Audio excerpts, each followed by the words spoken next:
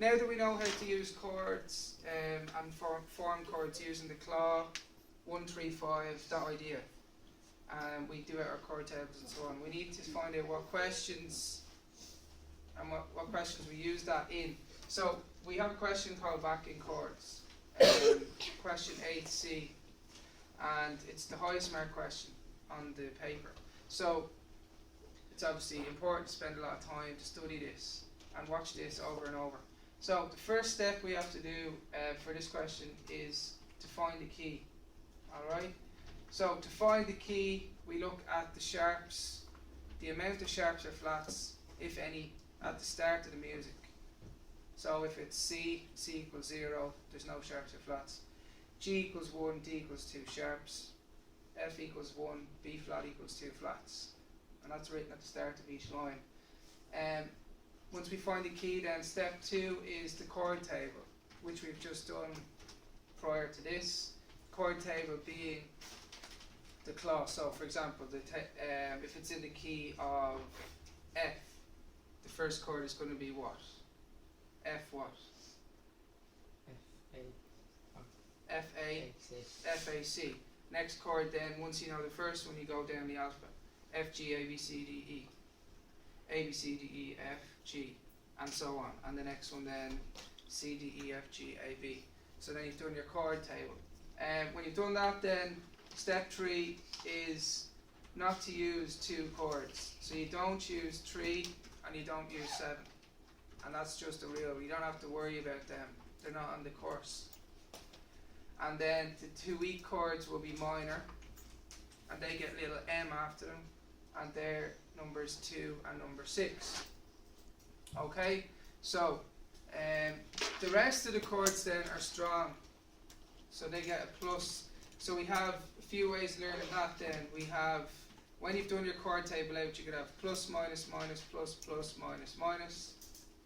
Or you could go 3 plus 7, do not use. 2 plus 6 is minor, the rest are strong. We choose 1, 4 and 5. So you use them as much as you can.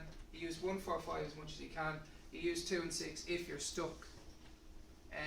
So in the key of G, the chord of 1 would be G, B, D. The chord of 2 will be A, C, E. Now that chord is going to be A. So you have a little box like this, and you put in A. So if it's the chord of 2, for example, number 2, you put A, M. If it's minor, you put an M after it like that. Okay? The last step then is to know what chord set is good going from one chord to another chord. And we represent that with learning numbers. So we have chord 1 goes to any, chord 2 goes to 5, chord 3 we don't use, chord 4 goes to any, chord 5 goes to any but 2, chord 6 goes to 2 or 4. Quick way to learn it: 1 to any, 2 to 5, but 5 not to 2. It's like a reverse. 4 to any, 5 to any but 2, and 6 to 2 or 4. So you could cut all the any's out, being 1 or 4. You could go 2 to 5, but not 5 to 2, 6 to 2 or 4. The rest go anywhere. So saying it the last day. So again, 2 to 5, but not 5 to 2, 6 to 2 or 4. The rest can go anywhere. Does that make sense? Yeah. Okay, one person. Does it make sense? Yes. Okay. So step 1, find the key. Step 2, chord table. Step 3, don't use 3 and 7. 2 and 6 are minor. Use the strongest, which are 1, 4, 5. Plus, minus, minus, plus, plus, minus, minus. Then the last step, then your chord progressions. 1 to any, 2 to 5, but 5 not to 2. 4 to any, 5 to any but 2, 6 to 2 or 4.